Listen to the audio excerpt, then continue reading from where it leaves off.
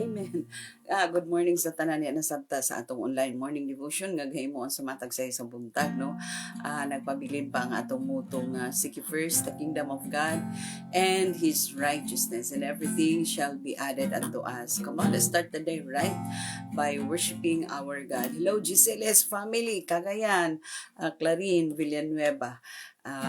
Fully awake na ta, bulag tas lawas, but we are one in the spirit. Amen.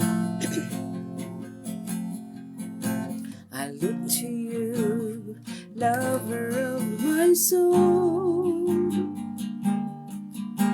I look to you, author of my faith. I look to you, beautiful Savior. I look to you, King of all kings. I look to you, lover of my soul. I look to you, author of my faith. I look to you, beautiful Savior. I look to you, King of all kings. Every knee shall bow, every tongue confess that you alone are God and King. Higher than the heavens, higher than the earth, forever you will be exalted. Oh, in your name, strength and power overcomes. In your name, joy and peace overflows. In your name, heaven's hope treasure.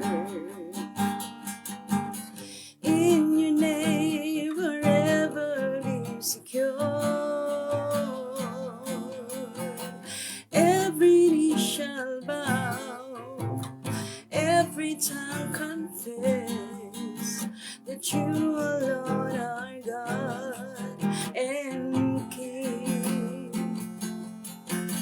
Higher than the heavens, higher than the earth, forever you will be exalted. Yes, Lord. Every knee shall bow, every tongue confess that you alone are God and King. Higher than the heavens, higher than the earth, forever you will be exalted.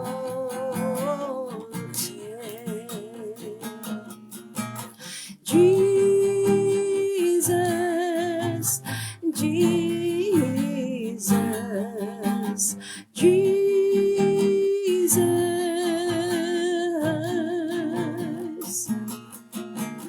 Jesus,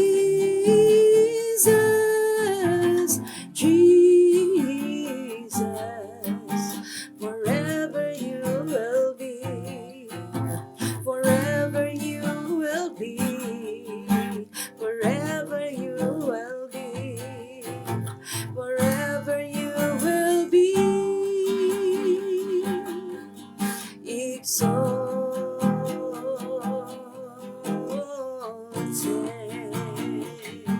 Oh, hallelujah, hallelujah. We give you praise. We give you glory, oh God. Hallelujah, hallelujah. Oh, Jesus. Hallelujah, Jesus. Oh,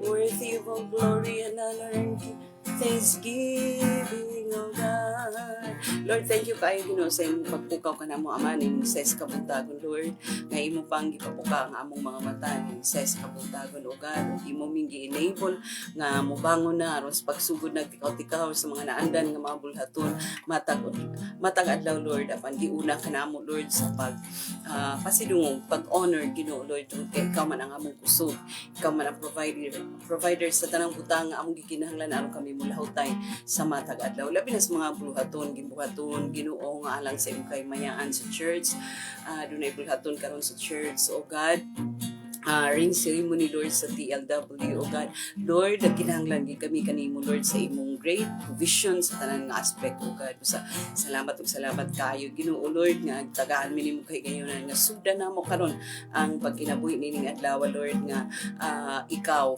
ang unang gituboy o God dalaygon ka Lord sa walay katapusan bisan pa sa among exhortation karon o God salamat kaayo Ginoo nga ikaw mag-provide og panabot ni ining tanan Lord mubo lang nga exhortation Lord pero samtang kami magahimo niini continue to cover us Lord and provide us wisdom dalaygon ka Lord sa walay katapusan amahan dawat ang among mga pagpasalamat Lord pagdahig paghimaya pinaagi sa gamhanan nga ngalan ni Ginoong Kristo nga among Ginoo manluluwas amen hallelujah praise God so nasabtas pagtuon na sa pulong sa Ginoo no nga naanata sa Book of Hosea. So, naata sa Book of Hosea, no? Kagahapon na atas chapter 1, karon na atas chapter 2, o kutlo lang gihapon ta, o highlight sa maong chapter. Diri sa chapter 2, nahibaw na to kagahapon no nga, ang relationship ni Hosea sa iyang wife. Gi-compare ni sa relationship ni Lord between Israel, no? Ngadto sa mga Israelita ang relationship ni Lord. Ngadto sa mga Israelita, gi-compare no ngadto sa relationship ni Hosea sa iyang asawa. Ug nakita nato sa chapter 1 nga the wife of Hosea is unfaithful to him. But in spite nga inaana nga unfaithful ang asawa ni Hosea kaniya, padayon gihapon si Hosea o reclaim sa iyang asawa because gigugma ganiya iyang asawa inana pud ang Ginoo no nga dili mo give up si Lord sa iya. God will never give up on his people ever since wala gyud even until now the Lord will never give up no so iyon ana ang nahitabo kang Hosea no so makita nato how high and deep no sa gugma ni Lord sa iyang mga katawan. So dili karon sa chapter 2 nagisgot ni sa the Lord's mercy on Israel no grabe ang kaluoy mercy and love no on his people the Lord's mercy and love on his people atong basahon di sa chapter 2 verse 14 ingon din ha therefore behold I will allure her will bring her into the wilderness and speak comfort to her. So nagpasa ang gusto i-drive ni Hosea dinhi nga message is that diya sa 14 no nga Hosea describes God's plan of restoration no God's plan to restore his marriage no to restore his marriage with Israel kay di ba dili mulingaw mangyud ang Ginoo sa because God is holy nya grabing pakasala unfaithful kaayong Israel but this time ga-prevail gud ang mercy ni Lord no ga-prevail gud ang mercy ni Lord that's why gi-describe ni Hosea diri sa chapter 2 verse 14 that God is going to restore his marriage kaning with Israel no nga he will never give up yun so mao gyud na siya ang pinaka-message yun dinhi sa book of Hosea kay iya lagi gi-compare ang iyang relationship with us nga as wife kita wife si Lord ang husband tukma kayo sa message no sa karong adlaw sa ring ceremony no so ingon anang atong relationship diha sa Ginoo that's why sakitan kay si Lord kun dili ta faithful ngadto kaniya kay inaana ang significance sa relationship nato between our God so diha ang ikaduha nga nakita nato diha nga points sa chapter 2 verse 14 mao to siya no So, adto na punta sa verse 16, 17, and it shall be in that day, says the Lord. Muna ingon sa Ginoo nga, when God is going to restore His marriage with His people, maabot tayo ang panahon, muna sa 16, 17, ingon din na, and it shall be in that day, says the Lord, that you will call me my husband. Grabe, no? Mo ingon si Lord, in that day, diha nga anang panahon na kung i-restore na nako ang ako relationship with you, in that day you will call me my husband, and then siya, that you will call me my husband, and no longer will you call me my master. So dili na agalon kun dili husband na gyud, bana na gyud kay kada manggong my master, sunod-sunuran ka, sunod-sunuran ka sa unsay gusto, no, kay ang mga katawan during that time is mga idolatros lagi kaayo sa ngatanan. Ang ilang tawag sa ilang baal, ang ilang tawag sa ilang baal, just like calling his Baal nga master. But during this time, when restoration is when God is going to do the restoration, moingon na dayon nga my husband. Moingon na dayon nila si Lord nga my husband. So muna siya ingon din na niya. So sa 17, for I will take from her mouth the names of the Baals, no, kay mura bukang bibig kayo nila ang ilang mga Diyos nila, bukang moy permi nila nga gahisgutan, and they shall be remembered by their name no more. O dili na nila mahinumduman pa ang ilang mga idols, ang ilang mga Baals, ang ilang mga Diyos nga ilang gatawgon nga master, kundi si Lord na ang mamahimong sentro sa relationship. For I will take from her mouth the names of the Baal, and they shall be remembered by their name no more. Dili na sila mahinumduman sa ilang Baal, sa ilang Diyos. So, ang point din ha, ikaduha nga point nga nakita nato sa 16 to 17, that God in that day, klaro magud kay nga tanan, iyon siya, anang panahon na in that day, you will call me my husband, and no longer will you call me my Baal. No, kay murag consider gyapon nila nga Baal si Lord, no, ang ilang relationship, galibog ang wife ni Hosea kung kinsa ba yang Ginoo, kini bang mga idols o kini bang buhing, no, living God, kini bang buhi nga Dios. So ingon ana ang sitwasyon, no. But this time, ingon ni Lord nga, during sa restoration sa relationship between husband and wife, mutawag na dayon ang mga katawhan ngadto sa Ginoo nga may husband. Unya, dili na nila mahinumduman pa ang ilang mga idols, ang ilang mga baal. Munang na ang ikaduha, no? No longer, you will call me my husband, and no longer will you call me my Baal. Grabe sa gid ka ignorante ka ang mga tao no nga dili nila ang dili gid kay nila ang ilang Ginoo during that time. Dili nila kining buhing Dios nga creator of heaven and earth, no. Mo nang importante gid kay sa mga Kristohanon nga nailahan gyud nato ang atong Ginoo. Ilado nato kanang sinati nato, kanang familiar nato tingog sa Ginoo, and the way he talks to us, no, the way he speaks, atong familiar dapat ang tingog ni Lord, ang moving ni Lord, no, kanang dapat ingon na gid kay ang mga katawan sa una dili nila ilado, dili nila familiar. That's why libog sila, gakakutaw ilang ulo, that's why unfaithful sila kay gasimba-simba sila sa ingon ani, pero wala nila nailhi ang ilang Ginoo. Di ba sa Book of Acts, gi-confirm gyud na, no, sa mga apostolis nga kamo nagsimba mo sa Dios nga wala ninyo naili, pero kami nagsimba mi sa among Dios nga among nailhan, no. Kay igibutang man nila dito sa ilang mga halaran nga to the unknown God, no. Pero kita nakaibalo kita, that's why when a relationship with the Lord Jesus Christ is established, Kada continue na tuloy-tuloy na nga we will grow in the grace and knowledge of the Lord Jesus Christ. Mahibawan gid nato, makita nato, masinati nato sa tataw ang atong relasyon kang Kristo, atong relasyon sa Dios. So mao na siya ang ikaduha nato nga nakita diha sa chapter 2 verse 16 and 17, that we will not call God, we will not call anymore God as my Baal, no? But we will call him my husband. So, yun na gyud ang atong relationship diya sa Ginoo, no? So, ang ikatulo nato nakita din na is diya sa 19. Diya sa 19. Ingon diya sa 19, I will betroth you to me forever.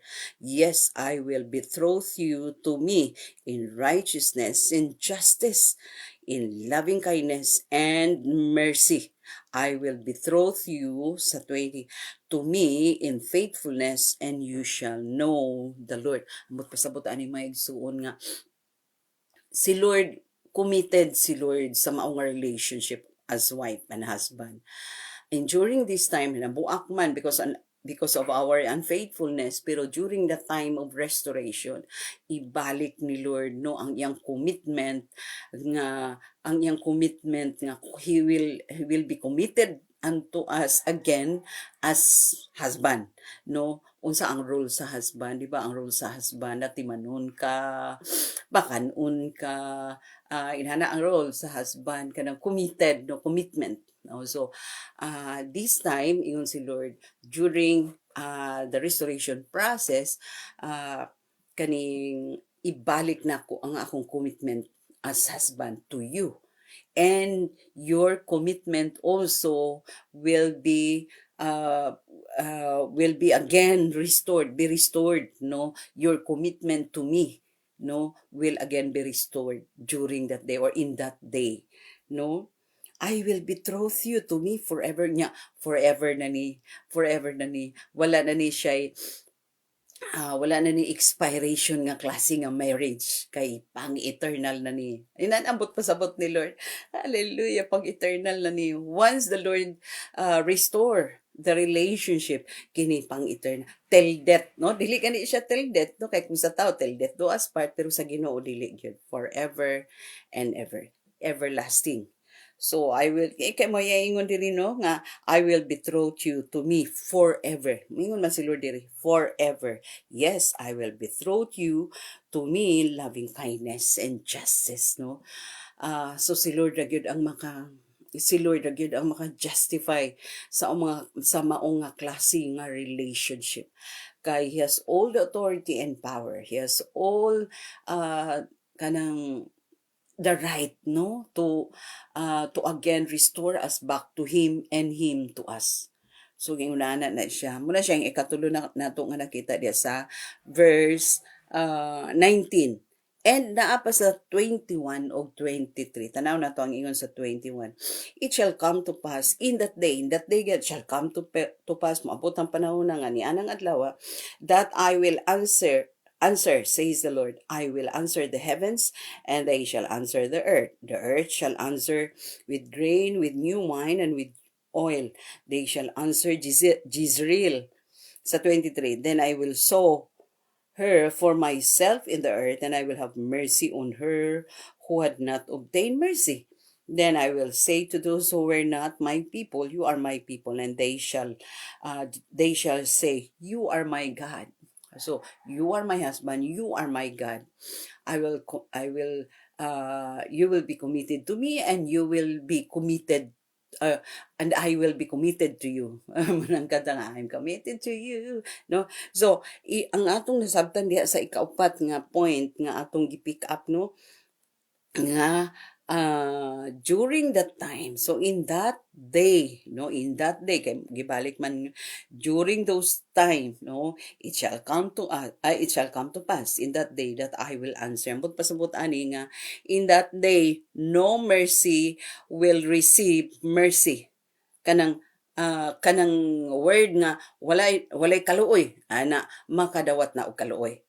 So kanang word nga no mercy makadawat na dayon og kaluoy. no kay ang tao manggod kay mo justify sagdan manggugod ni Lord, wala ko gi-bless ni Lord, but during the time ingon in that day katong gaingon nga no mercy will receive mercy na mo man. Mao gina mo nang ibot pa sa about 21 to 23.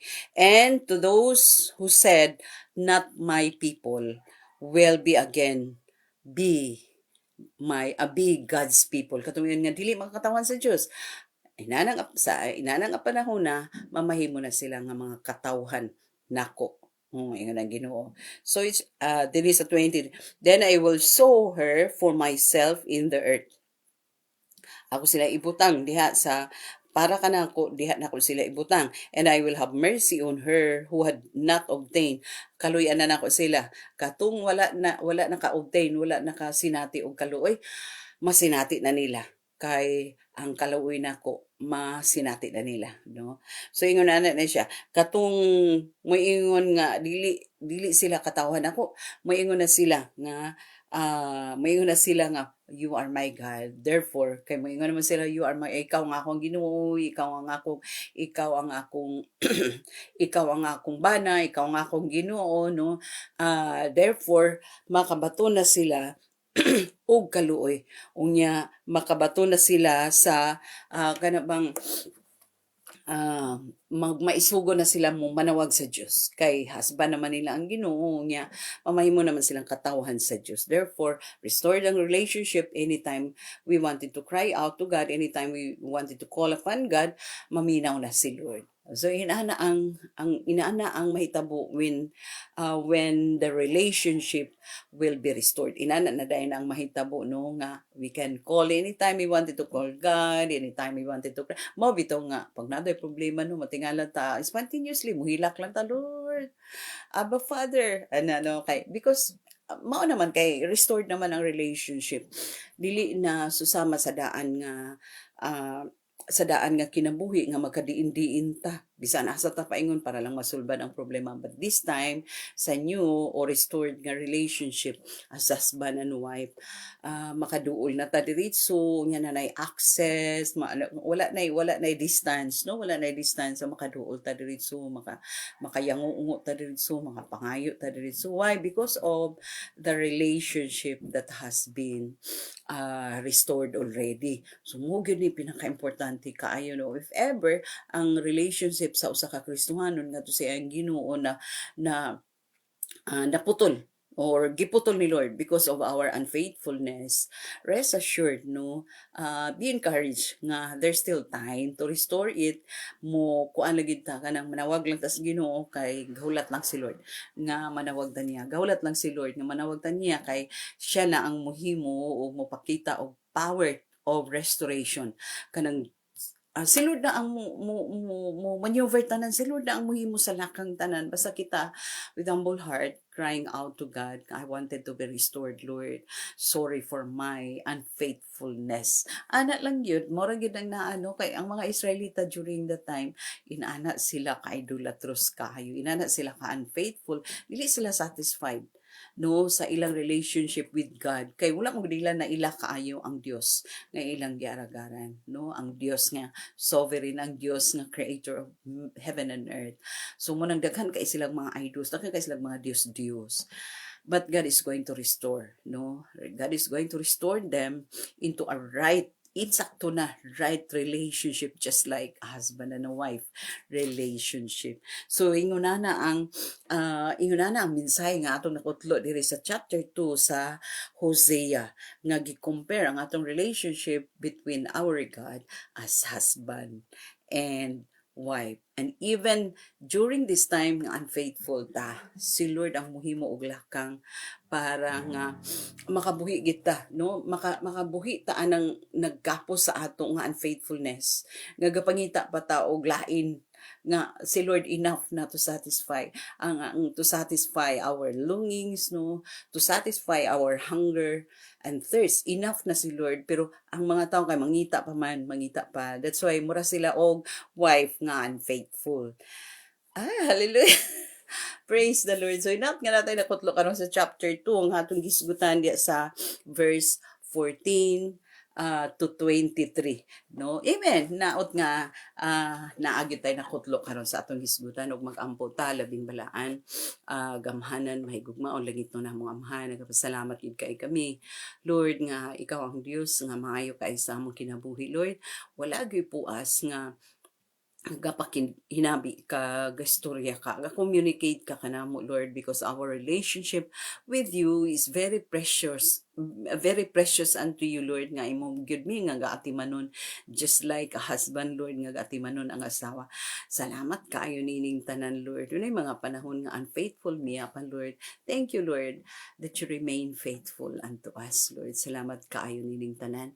Basta naga-pray kami sa among bulaton karon sa church nga true love waits nga ring ceremony o God nga tugutan nimo nga magmalampuson, mabungahon, malipayon ang maong Ginoo nga buluhaton namo sa church. O bisan pa man gani naga-pray kami sa mga kaigsunan, pahulay karon walay trabaho, Lord, kay holiday man. O ikaw na ang maghatag og kaning perfect kaayo Ginoo nga rest sa mga kaigsunan namo nga walay trabaho aw magpahulay kay walay opisina, walay trabaho, walay eskwela. Salamat kaayo og tugot ti Lord nga ma-spend nila ang ilang whole day usab dito sa church aron mo join sa mga buluhaton dito sa church for your glory, Lord, for your holy name's sake. Salamat kaayo sa mga kaigsunan nga naay mga online nga trabaho, padayon ka Ginoo nga pakiguban kanila aman sa mga kaigsunan nga naay mga business nga gipang manage, padayon ka Ginoo sa process of prosperity nga imong gahimuon ngadto kanila, Lord, to luoy sila to honor you, to bless you, Lord, aron nga ang tanang mga butang igadugang nimo, Lord, o kay ang power to prosper naara gid kanimo Ginoo.